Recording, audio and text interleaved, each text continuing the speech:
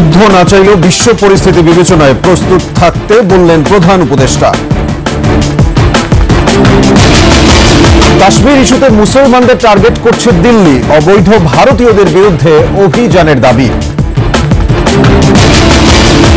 মানবিক করিডোর নিয়ে কক্সবাজারে মিশ্র প্রতিক্রিয়া, রাখাইনে সেফ জোন চায় রোহিঙ্গারা।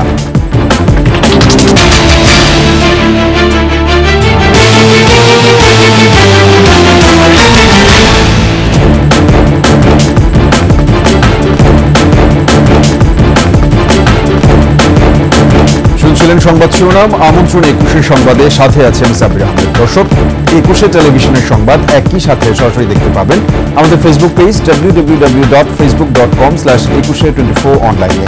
এছাড়া সাবস্ক্রাইব করতে পারেন www.youtube.com/@21etv চ্যানেলে।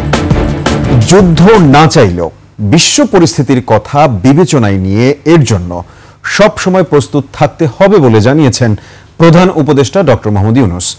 বুধবার রাজধানীর কুর্মিটোলায় বিমান বাহিনীর বার্ষিক মহড়া দেখতে গিয়ে এ কথা জানান তিনি। বিমান বাহিনীর আরও আধুনিকায়ন করা হবে জানিয়ে প্রধান উপদেষ্টা বাহিনীর সদস্যদের পেশাদারিত্ব ও দক্ষতা আরও বাড়ানোর আহ্বান জানান। মেহেদী হাসানের রিপোর্ট।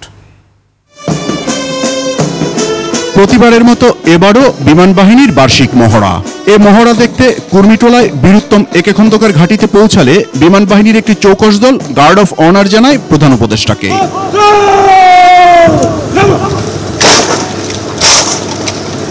এরপর বিমান বাহিনীর বার্ষিক মহড়া আকাশ বিজয় 2025 প্রত্যক্ষ করেন প্রধান উপদেষ্টা। বাহিনীর প্রস্তুতি ও কৌশলগত সমন্বয়ের বহিঃপ্রকাশ এই মহড়ায় অংশ নেয় বিভিন্ন ধরনের যুদ্ধ বিমান, পরিবহন বিমান, helicopter, unmanned Arial vehicle, radar এবং অন্যান্য আকাশ প্রতিরক্ষা ব্যবস্থা। এরপর বাহিনীর সদস্যদের উদ্দেশ্যে বক্তব্য রাখেন প্রধান উপদেষ্টা।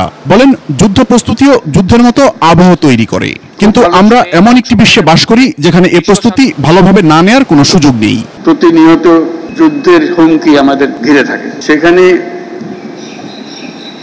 প্রস্তুতি না নিয়ে থাকা এটা অসম্ভব হয়ে পড়ে। এখন আমরা যখন কথা বলছি তখন আমাদেরই কাছে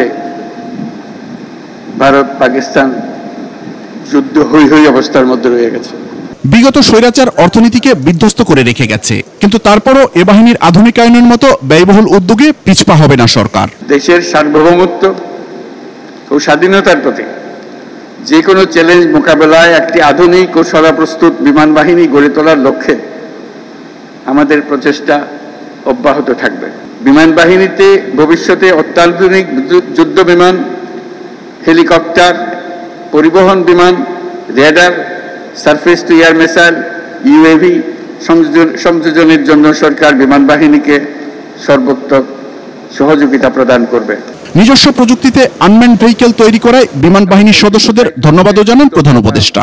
আমি জেনে খুশি হয়েছি। মেহেদী হাসান, ২১ টেলিভিশন, ঢাকা। এবং কাশ্মীরে হামলার পর ভারত পাকিস্তানের মধ্যে যে উত্তেজনা চলছে তার শিকার হচ্ছেন ভারতীয় মুসলিমরাও।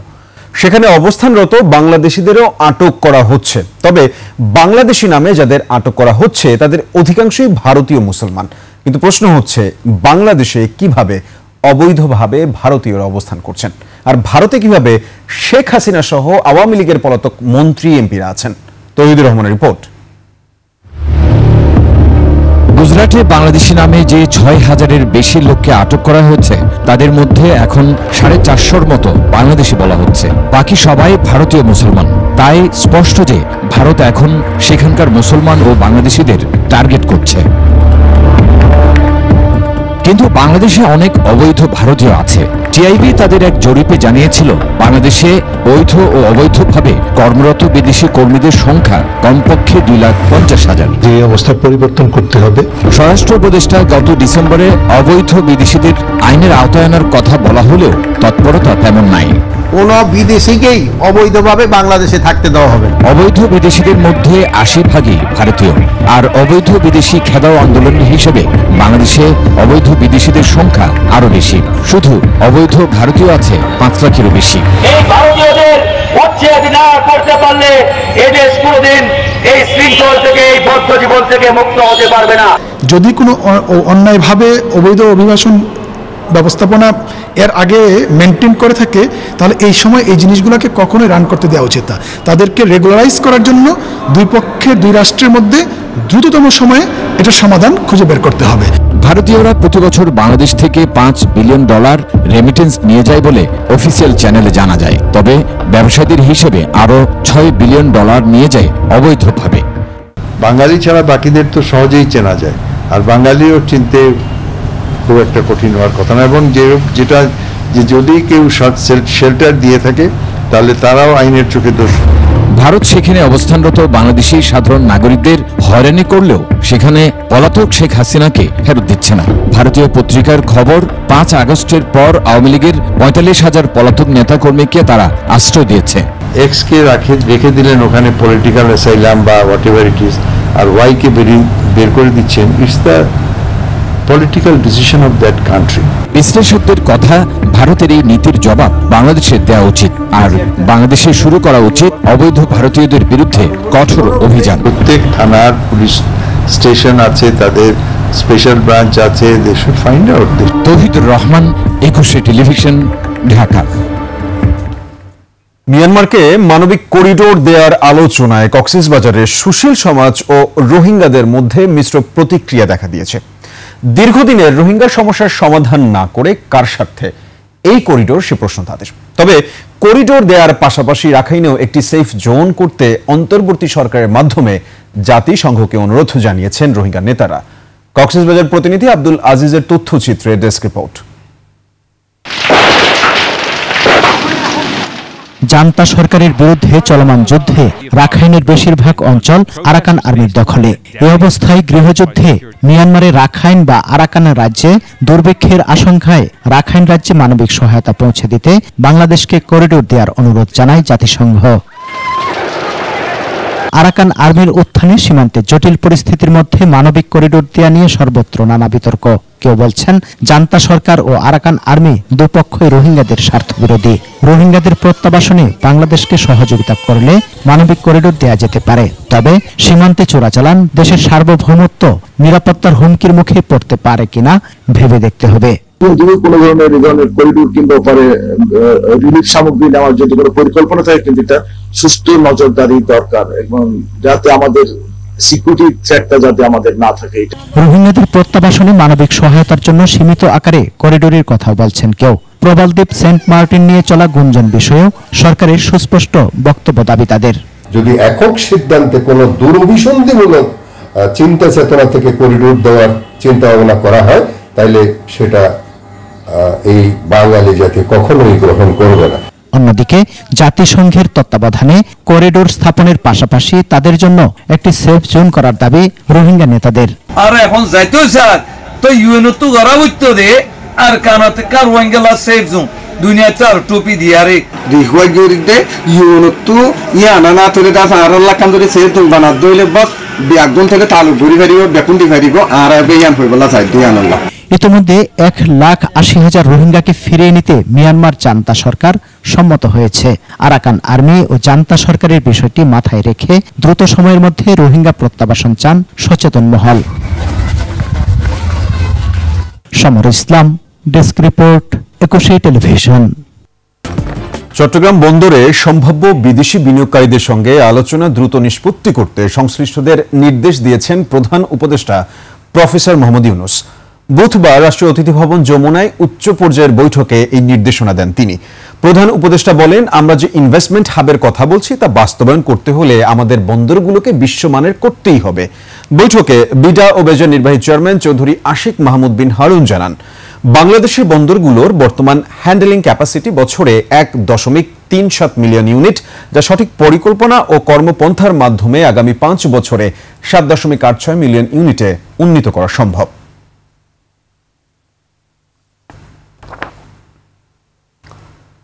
এশিয়াটিক গ্রুপের প্রাতিষ্ঠানিক ব্যাংক অ্যাকাউন্ট স্থগিতের কারণে দেশের সকল টেলিভিশন চ্যানেল সমূহ আর্থিকভাবে ক্ষতিগ্রস্ত হচ্ছে। এ বিষয়ে অ্যাটকো এর নির্বাহী পরিষদের জরুরি সভায় উদ্বেগ প্রকাশ করে অতি দ্রুত সমাধানের জন্য সরকারের হস্তক্ষেপ কামনা করা হয়েছে। বুধবার নির্বাহী পরিষদের জরুরি সভায় এ উদ্বেগ প্রকাশ করে অ্যাটকো সদস্যরা। পাশাপাশি এ বিষয়ে অতি দ্রুত সমাধানের জন্য সরকারের হস্তক্ষেপ কামনা করেছে অ্যাটকো। একই দিনে জাতীয় রাজস্ব বোর্ডের চেয়ারম্যান আব্দুর রহমান খানের কাছে এশিয়াটিক গ্রুপের প্রাতিষ্ঠানিক ব্যাংক অ্যাকাউন্ট স্থগিতের আদেশ প্রত্যাহারের বিষয়ে বিবেচনা করার আবেদন করেছে সংগঠনটি। আবেদনে বলা হয়, দেশের টেলিভিশন চ্যানেলসমূহের আয়ের একমাত্র উৎস বিজ্ঞাপন, যার বেশিরভাগই বিভিন্ন বিজ্ঞাপনদাতা প্রতিষ্ঠানের মাধ্যমে পরিচালিত হয়। এশিয়াটিক গ্রুপ তাদের মধ্যে অন্যতম। টেলিভিশন চ্যানেলগুলো তাদের প্রাপ্য অর্থ নির্ধারিত সময়ে গ্রহণ করার মাধ্যমে মিডিয়া হাউসের সাথে সংশ্লিষ্টদের বেতন ভাতা সহ অন্যান্য আনুষঙ্গিক ব্যয় নির্বাহ করে থাকে। আবেদনে বলা হয়, টেলিভিশন চ্যানেলগুলো এমনিতেই আর্থিক সংকট মোকাবেলা করে যাচ্ছে। যদি এই শিল্পের প্রতিষ্ঠানসমূহ নিয়মিত প্রাপ্য অর্থ না পায়, তাহলে নিয়মিত সম্প্রচার অব্যাহত রাখা কঠিন হয়ে পড়বে বলে আবেদনে উল্লেখ করে অ্যাটকো।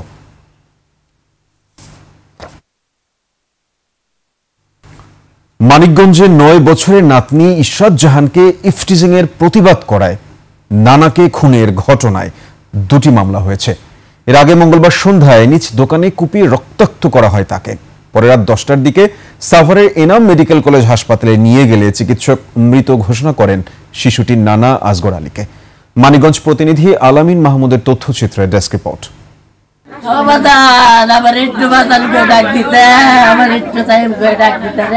স্থানীয়রা জানান, তৃতীয় শ্রেণী পড়ুয়া নাতনিকে স্কুলে যাওয়া আসার পথে উত্ত্যক্ত করে চিহ্নিত মাদক কারবারি আল আমিন।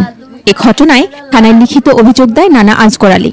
এতে ক্ষিপ্ত হয়ে মঙ্গলবার সন্ধ্যায় 15 থেকে 20 জন সন্ত্রাসী গান বাজনার তালে দেশীয় অস্ত্র দিয়ে কুপিয়ে জখম করে পালিয়ে যায়। তার নাতিন 9 বছর বয়স, তার ইফটিজিংয়ের চেষ্টা, গাঁজার ব্যবসা, ইয়াবার ব্যবসা, মদের ব্যবসা, নারীর ব্যবসা। গ্রামের কেউ ওরে দেখতে পারে না, গ্রামবাসী দিকে ওকে ফাঁসিয়েছি আমরা। বাচ্চারে এটা ওরা দেখাইতো, বই দেখাইতো, তাকে উদ্ধার করে প্রথমে সিঙ্গার উপজেলা স্বাস্থ্য কমপ্লেক্স, পরে সাভারের এনাম মেডিকেল কলেজ হাসপাতালে নিয়ে গেলে চিকিৎসক মৃত ঘোষণা করেন। রাইট অ্যান্ড লেফট আর্মের বোনগুলো ব্রেক করা হয়েছে, ডিপ ইনজুরি আছে বোথ লেগেই। তো এগুলো দেখে আমাদের কাছে মনে হচ্ছে যে আসলে মানে ডিপলি ম্যাসিভ ইনজুর করার কারণেই উনি মারা গিয়েছেন। এই ঘটনায় থানায় 2টি মামলা হয়েছে। ইফটিজিং এর অপরাধে আল আমিনকে আসামি করে এবং হত্যার ঘটনায় আল আমিন সহ 5 জনের নাম উল্লেখ করে আরো 5-6 জন অজ্ঞাত আসামির বিরুদ্ধে হত্যা মামলা করা হয়েছে। আইনি প্রক্রিয়া শেষে মরদেহ সিঙ্গার থানায় হস্তান্তর করা হয়েছে এবং জড়িতদের গ্রেফতারে কাজ করছে পুলিশ। বিভিন্ন জায়গায় গ্রেফতারের অভিযান আছে, তবে আসামি গ্রেফতারের জন্য চেষ্টা চালিয়ে যাচ্ছে। এই ঘটনায় দ্রুত বিচার চান নিহত পরিবার এবং এলাকাবাসী। সরকারের কাছে আমাদের আবেদন, আমরা ফাঁসি চাই, আমরা ফাঁসি চাই। দোকানে বাজার টাজার শেষ, একটু বাইরে বেরিয়েছে, আর অমনি 3-4 জন আঘাতকৃতভাবে হামলা করছে আমার বাপের। নিহত আসগর আলী সিঙ্গার থানার জয়মণ্ডপ ইউনিয়নের রায়দক্ষিণ গ্রামের বাসিন্দা, পেশায় ছিলেন মুদি দোকানি। মোহাম্মদ পলি, ডেস্ক রিপোর্ট, 21 টেলিভিশন। দেশের শীর্ষস্থানীয় নিত্য ব্যবহার্য ও ভোগ্যপণ্য উৎপাদন ও বিপণনকারী প্রতিষ্ঠান ইউনিলিভার বাংলাদেশ 2025 সালেও চট্টগ্রামের ব্যবস্থাপনার বাইরে থাকা 10% প্লাস্টিক বর্জ্য সংগ্রহ ও প্রক্রিয়াকরণ অব্যাহত রাখার ঘোষণা দিয়েছে। প্রতিষ্ঠানটির বৈশ্বিক টেকসই উন্নয়ন প্রতিশ্রুতির অংশ হিসেবে এ ঘোষণা দেওয়া হয়। বুধবার চট্টগ্রামের একটি হোটেলে এই উপলক্ষে চট্টগ্রাম সিটি কর্পোরেশন এবং ইয়ং পাওয়ার ইন সোশ্যাল অ্যাকশনের সহযোগিতায় ইউনিলিভার বাংলাদেশ এক অনুষ্ঠানের আয়োজন করে। এ সময় প্লাস্টিক বর্জ্য ব্যবস্থাপনা উদ্যোগের অগ্রগতির কথা তুলে ধরা হয় এবং 3 জন বর্জ্য সংগ্রাহক ও 2 জন ভাঙ্গারিওয়ালাকে সম্মাননা দেওয়া হয়। অনুষ্ঠানে উপস্থিত ছিলেন চট্টগ্রাম সিটি কর্পোরেশনের mayor doctor Shahadat Hossain, chief executive officer Sheikh Mohammad Tauhidul Islam ও ইউনিলিভার বাংলাদেশের supply chain director Ruhul Quddus, legal director and company secretary SOM Rashidul Kaiyum সহ ঊর্ধ্বতন কর্মকর্তারা।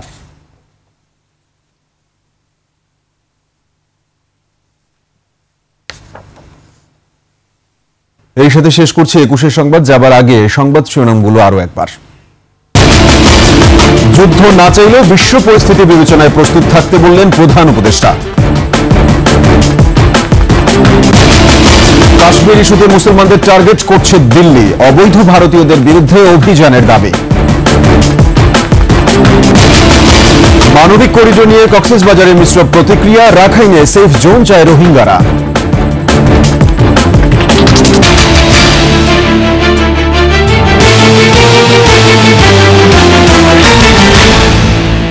দর্শক, সর্বশেষ সংবাদ জানতে ডায়াল করুন 202 নম্বরে আর ভিজিট করুন 21রাজটিভি.com এই ওয়েবসাইটে। ফেসবুকে ভিজিট করতে পারেন www.facebook.com/2124 অনলাইনে। এছাড়া সাবস্ক্রাইব করতে পারেন www.youtube.com/@21etv চ্যানেলে। এতক্ষণ সঙ্গে থাকার জন্য সবাইকে ধন্যবাদ। পরবর্তী সংবাদ রাত 11টায় দেখার আমন্ত্রণ রইল। 21-এর সাথেই থাকুন।